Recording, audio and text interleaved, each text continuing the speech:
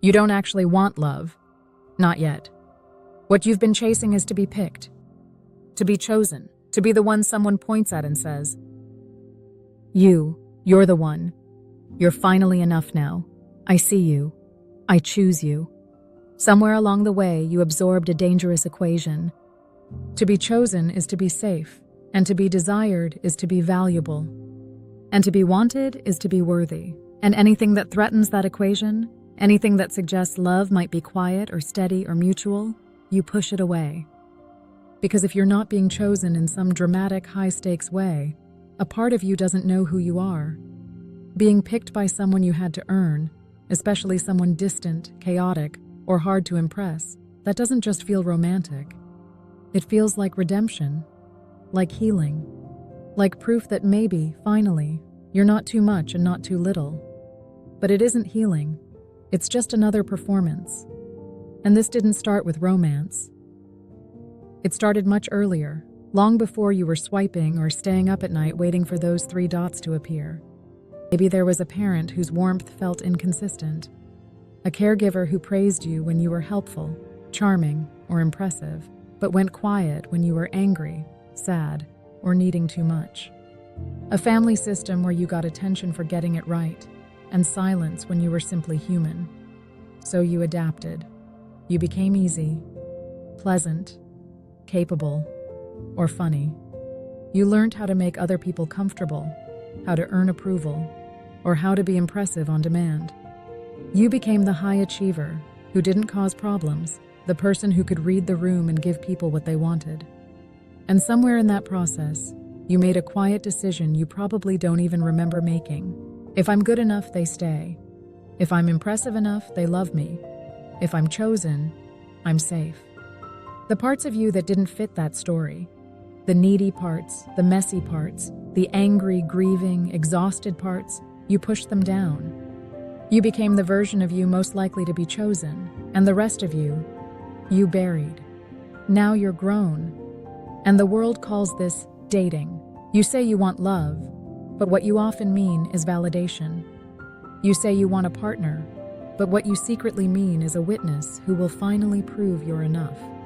Someone whose attention will quiet that question that never really goes away. What's wrong with me? So you start confusing your nervous system for intuition. You mistake anxiety for chemistry.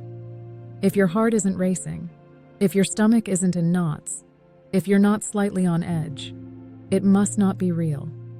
And you mistake distance for mystery.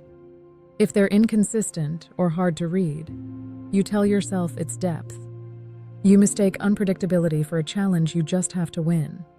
If they don't choose anyone, you want to be the exception. So you chase unavailable people and call it fate. You pine after people who don't text back and call it romantic tension. You ignore the steady, kind love that shows up and follows through, because to your body, unpredictability feels more familiar than being treated well.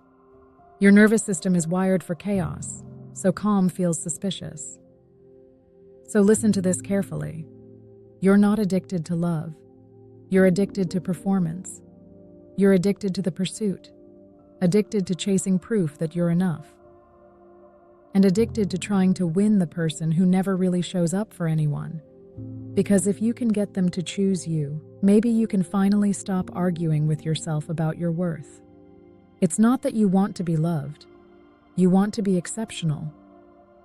You want to be the one who changed them, the one who finally got through, the one they couldn't ignore.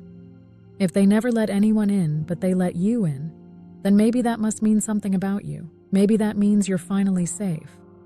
But here's the problem. Even if they choose you, you still won't believe it. Because the wound didn't begin with them, and it won't end with them either. No amount of someone else choosing you can heal the part of you that never felt chosen just for existing. No one can love you into healing the parts of yourself you refuse to turn towards. And this is why real love feels wrong to you at first.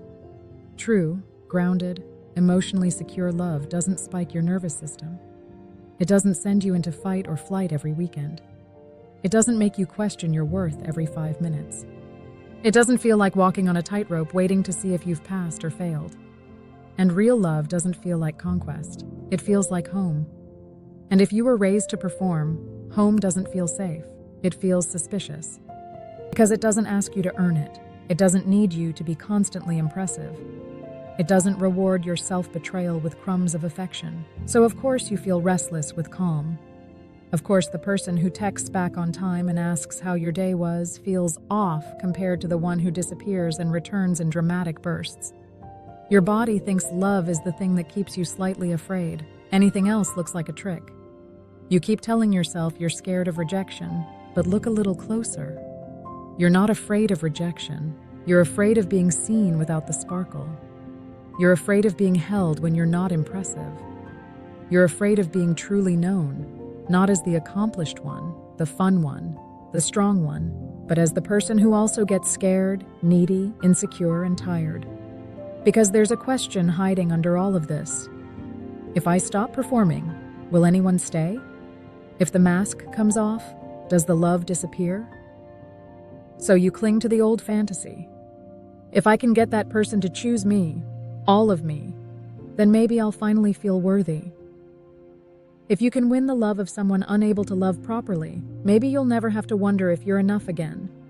But that isn't healing. That's self-abandonment dressed up as a love story. It's tying your worth to someone else's wound. It's handing your self-esteem to the least qualified person to hold it. And even if you win, even if they finally say, "Okay, fine, I choose you," there will still be a part of you that doesn't believe it. Because the person you're really trying to convince has never been them. It's always been you. So what does healing look like if it isn't finally being picked by the hardest person to reach? First, you grieve. You grieve the self who thought they had to be desirable to be kept. You grieve the child who believed she had to be perfect to be loved. And you grieve the teenager who thought being picked was proof of their value. You let yourself feel the anger, the sadness, the exhaustion of how much you've contorted to keep people close. Then, you start to unlearn the audition. You notice where you turn love into a reward system. If I'm good enough, I get to stay. You notice where you keep trying to be the most interesting, the most healed, or the least demanding. You notice how often you're still performing instead of relating. You stop making your personality a resume, and you start doing the unthinkable, letting yourself be ordinary. You practice showing up as you are, not as the version of you most likely to be chosen. You let people see you on the days you're quiet, unsure, not put together. You experiment with saying what you actually feel instead of what sounds impressive or easy, and then you begin to practice a different kind of love altogether. You can learn to sit with loneliness without scanning your past for someone to text. You can feel the ache of being on your own, and you don't immediately translate it into a story about how unworthy you are. You can start to spot the difference between confusion and connection. You can stop calling it chemistry, when what you really mean is, "My nervous system is terrified but familiar with this." You can let someone love you on your ordinary days, not just when you're performing your best self. And you can let yourself fall apart in small, honest ways, and notice who leans in instead of away. When someone walks away, you don't romanticize it. You don't rewrite it as fate. You let them go, and yes, it hurts, but it doesn't destroy you in the same way, because you've stopped letting their choice be the only proof of your worth. You also start to build a different relationship with boring. You notice that the steady text, the simple check-in, the plan that actually happens, used to make you want to run. You practice staying. You practice letting quiet care land in your body, even when your first impulse is to dismiss it as too easy or not intense enough. And slowly, something shifts. It starts to feel less intoxicating to chase the person who makes you feel small. It starts to feel less thrilling to fight for crumbs. Peace starts to feel less like a trick and more like a baseline.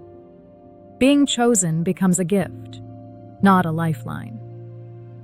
So here's the truth underneath all of this. You were never meant to spend your life waiting to be picked. You were meant to be seen, to be known, to be loved in your being, not in your performance. The moment you start to believe that, everything changes. Because now you're not standing there hoping someone will finally point at you and say, you're the one." You're the one doing the choosing. Choosing who gets your time, who gets your softness, who gets access to the real, unperformed you. Choosing relationships where you don't have to keep earning your place. You're not here to prove you're lovable. You're here to decide who gets to meet you as you are, and to trust that the ones who can't stay with that truth were never proof of your unworthiness in the first place. Thanks for watching The Soft Skills. Like and subscribe for more on love and vulnerability.